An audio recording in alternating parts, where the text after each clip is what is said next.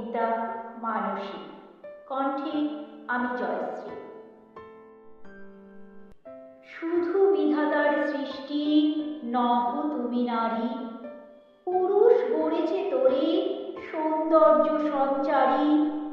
আপন অন্তর হতে বসি কবিগণ সোনার উপমা সূত্রে বুনিছে বসন।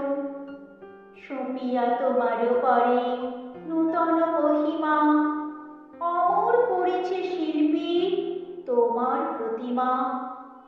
কত বর্ণ কত গন্ধ ভূষণ কত না, সিন্ধু হতে মুক্তা আসে খনি হতে সোনা।